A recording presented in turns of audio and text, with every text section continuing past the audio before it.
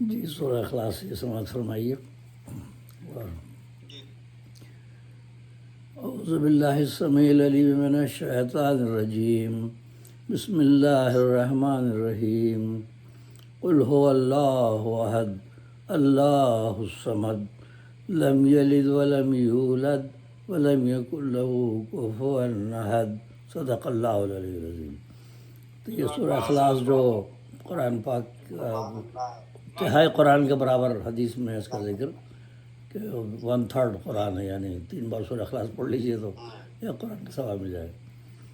تو اب اس کی منظوم تفہیم پیش کر رہا ہوں۔ امان اللہ کی لیتا ہوں میں شیطان کے شر سے، جو دھتکارا ہوا ہے جو ہے باغی رب اکبر سے۔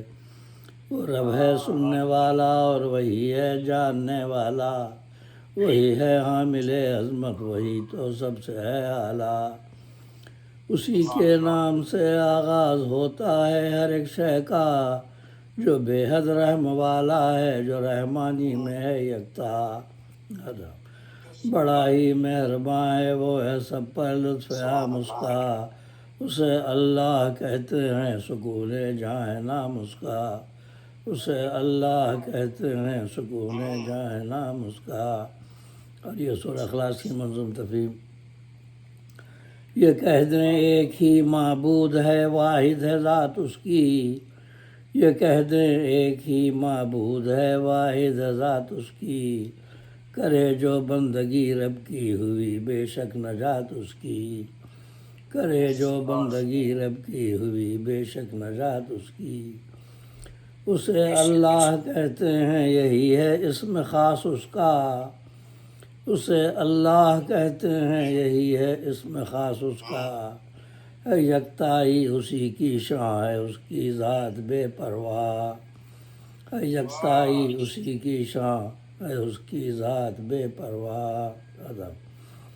بھلائی ہے اسی کی جس نے مولا کی اطاعت کی، بھلائی ہے اسی کی جس نے مولا کی اطاعت کی۔ اسے حاجت نہیں ہرگز کسی کی بھی عبادت کی، اسے حاجت نہیں ہرگز کسی کی بھی عبادت کی۔ وہ یکتا ہے نہیں اس کا پدر کوئی نہ ہے مادر، وہ یکتا ہے نہیں اس کا پدر کوئی نہ ہے مادر۔ ہے اس کی ذات لا ثانی نہ فرزند اور نہ ہے دختر، ہے اس کی ذات لا ثانی نہ فرزند اور نہ ہے دختر۔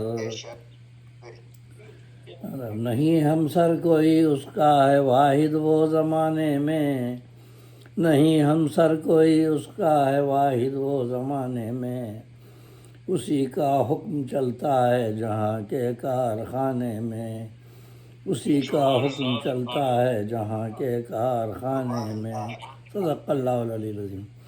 تو سورہ اخلاص کے ترجمے میں دیکھا میں نے قرآن پاک میں بھی کہ بہت جگہ جہاں پہ یہ ولد کا لفظ آیا ہے نا، اور اس میں بھی تو اکثر ترجمہ یہ بھی کرتے ہیں نہ وہ کسی کا بیٹا ہے نہ وہ کسی کا باپ ہے۔ تو بیٹا باپ کی بات نہیں ہو رہی ہے یہاں، اصل میں بڑا وسیع ہے، نہ وہ کسی کی اولاد ہے نہ اس کی کوئی اولاد ہے، بیٹا بیٹی دونوں ہی شامل ہیں۔ اس لیے کہ جو کفار قریش تھے وہ نعوذ باللہ خدا کی بیٹیاں کہتے تھے فرشتوں کو، اور انہوں نے دیویاں بنا رکھی تھیں، لات منات عزا کیا تھی، یہ تینوں کا ذکر جو آیا سورہ نجم میں، لات منات عزا، اس کو نعوذ باللہ کہتے تھے کہ یہ خدا کی بیٹیاں ہیں، اور وہ فرشتے جو ہے وہ بھی خدا کی بیٹیاں ہیں۔